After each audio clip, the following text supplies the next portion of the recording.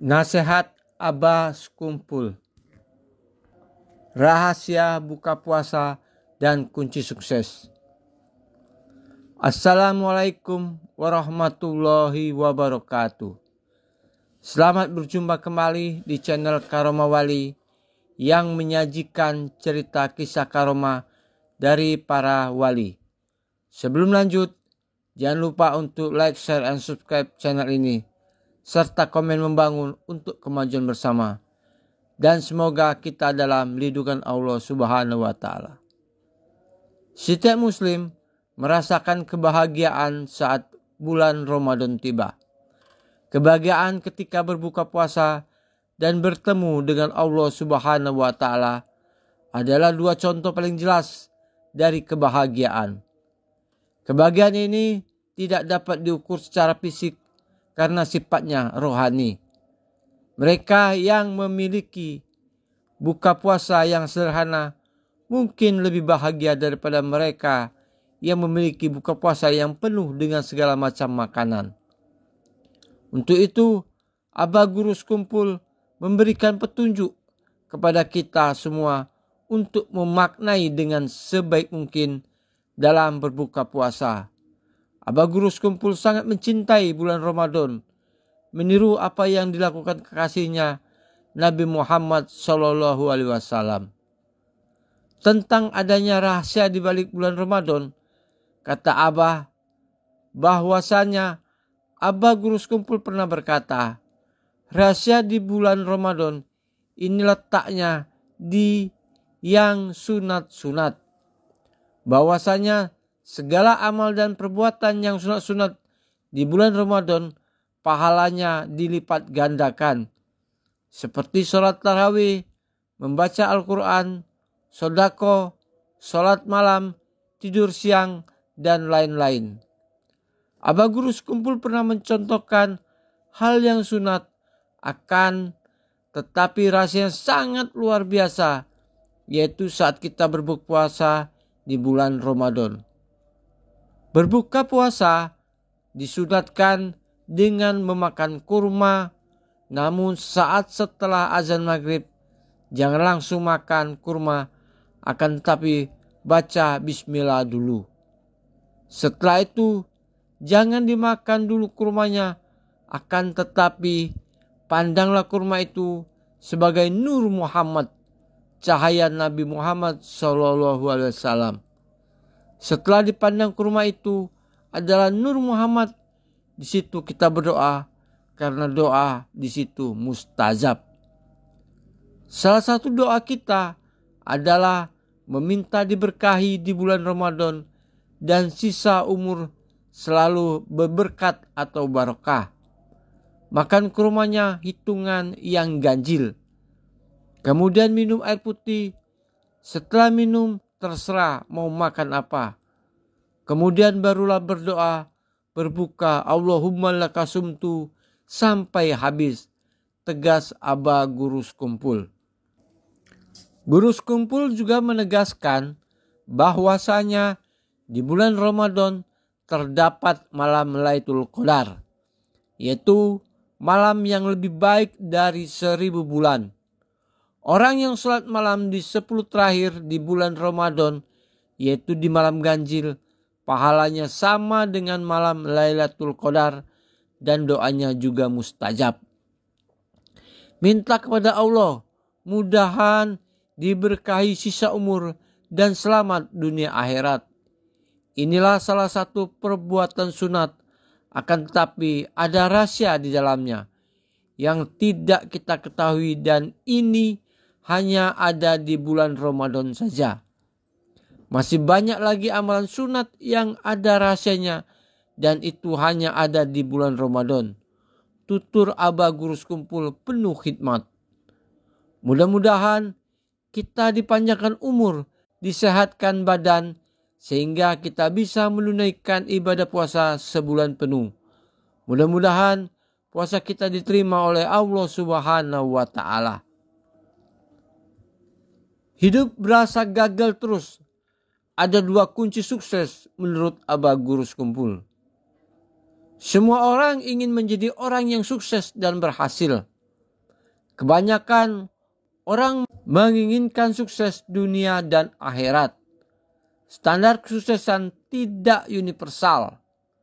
Materinya menunjukkan beberapa hal.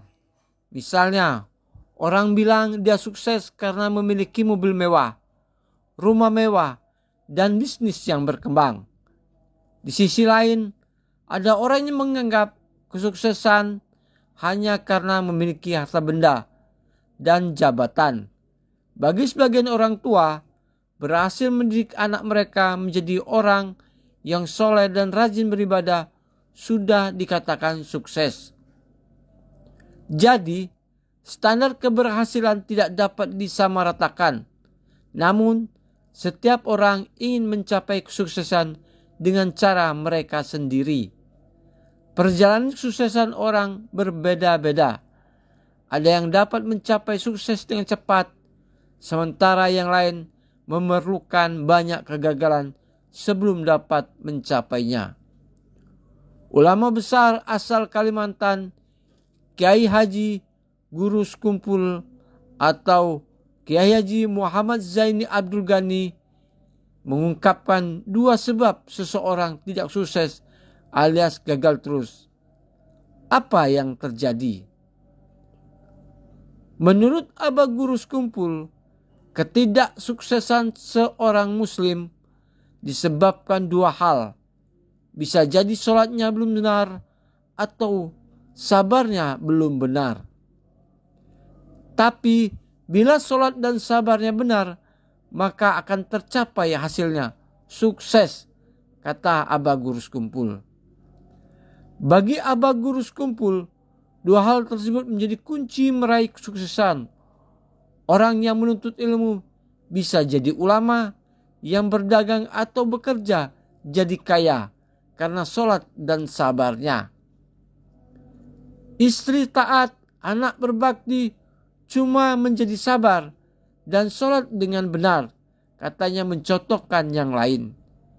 Jadi kalau kita ada punya urusan kecil atau besar, apalagi urusan berat, kalau tidak berhasil itu lantaran kita juga tidak menjaga sabar dan sholat dengan benar, tegas Abah Guru Sekumpul. Sabar dan sholat sebagai kunci kesuksesan bukan sekadar omon-omon. Kunci keberhasilan ini telah disebutkan dalam Al-Quran. Dan mintalah pertolongan kamu sekalian dengan sabar dan sholat. Dan sesungguhnya yang demikian itu sungguh berat, kecuali bagi orang-orang yang khusyuk. Hai orang-orang yang beriman, mintalah pertolongan dengan sabar dan sholat. Sesungguhnya Allah beserta orang-orang yang sabar. Berdasarkan kedua ayat di atas, Allah memerintahkan kita untuk menggunakan kunci sabar dan sholat sebagai sarana untuk meminta pertolongannya. Kenapa hal demikian? Dengan sabar, kita selalu sadar bahwa semuanya berasal dari Allah dan akan kembali kepadanya. Saat kita tertimpa musibah, misalnya kita secara sadar dapat mengendalikan emosi kita sehingga kita tidak mengeluh dan menyalahkan nasib atau diri kita sendiri. Setelah musibah selesai, kita secara sadar dapat mengambil hikmah dan kemudian bangkit dan memperbaiki diri kita. Pada dasarnya, dengan sabar kita tidak akan merasa stres, sakit atau putus asa. Sebaliknya, kita akan menerima musibah itu dan menanganinya dengan penuh ketabahan yang akan membuat jiwa dan raga kita tenang. Sedangkan sholat merupakan cara menyelesaikan masalah dengan memanfaatkan energi ketundukan. Melalui sholat, kita akan menyadari bahwa kita adalah makhluk yang lemah, sedangkan Allah Maha Kuat. Kita adalah makhluk yang miskin, sedangkan Allah Maha Kaya. Kita adalah makhluk yang hina, sedangkan Allah Maha Mulia. Dan kita adalah makhluk yang kecil, sedangkan Allah Maha Besar. Terima kasih sudah menonton sampai selesai. Semoga mendapat pelajaran dari karomah para wali Allah. Dan komennya kita tunggu. Serta semoga kita semua mendapatkan berkah dan barokahnya. Amin. Wassalamualaikum warahmatullahi wabarakatuh.